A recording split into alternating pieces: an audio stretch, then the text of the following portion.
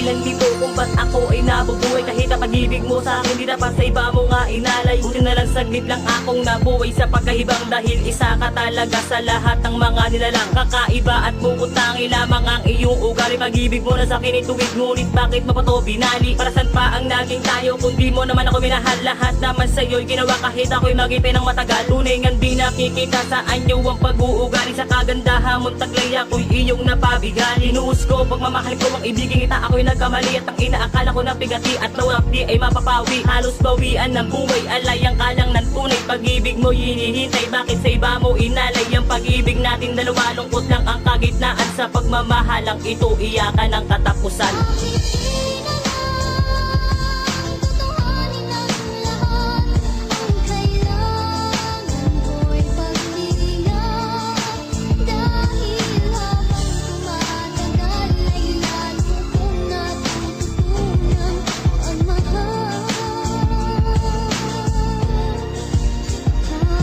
Believe namin talaga ako sa'yo, nabihag mo kaming dalawa. Pinagsabay mo pa kami talaga, akala mo di ka mahuli sinta. Buti na lang talaga sa'kin merong nagsabi at nagpahiwatig na kasagutan at malungkot ng kanyang munting tinig. Kaya ako ay nabigla, nagibahimig ng pag-ibig. Dapat pala noon na palang hindi ako sa'yo tumitig, para hindi na napaibig sa isang kagaya mo na hindi marunong mag-ingat sa relasyon tulad nito. Ano ba kasalanan ko talaga, sinta, para sa'kin gawin mo nga ito? Dito na nga ba talaga handog ang pag-ibig nating ito? Bakit ka sa unang kabanata palang malungkot na ako? Siguro nga nung umpisa pa lang sa iba na pagmamahal mo. Sinayang mo pagmamahal ko, 2 taon ko binuno ito para maging handa talaga ako sa pagmamahal ko sa'yo. Para sandin ang 28 kung hindi naman nga totoo. Sana ka talaga sinta, lahat ng ginawa mo hindi ka talaga bumalik sa iyo.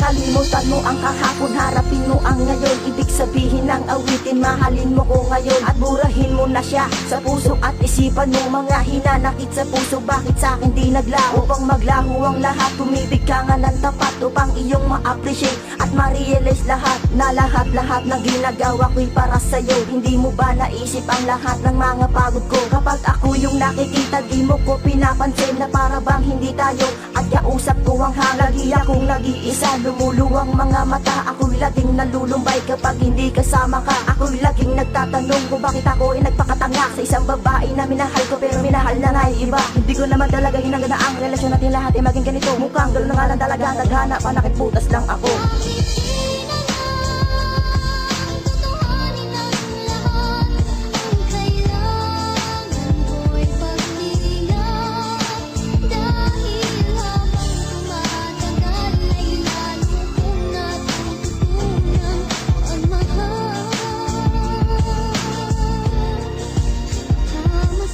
Pebrero 28, 2012, sinisinta mo na ako, nagpaligaw pa sa iba. Kaya pala noong una pa lang malamig na pagmamahal mo. Dapat pala noong umpisa pa lang itinigil ko na ito. Para kang babae na nagbibigay ng aliw sa mga kalalakihan na sa'yo ngayon nababaliw. Kung alam ko lang na hahantong gato sa lahat, sana ikaw ay nilaro lang, di na nga naging tapat. Takot akong masaktan, takot akong iwanan. Bakit mo sa'king ginawa ito? Wala akong kasalanan. Sana sa akin isay, di ka nga tamaan. Sa kwento kong ito, sana walang parteng iyakan. Sana ang ginawa mo sa akin ay yaking malampasan. Kaya ang mga luwa, sana nga ito'y matampian ng isang pamunas na nanggaling pa sa kalungkutan. Sana sa ginawa mo sa akin ay di ka kinalibutan.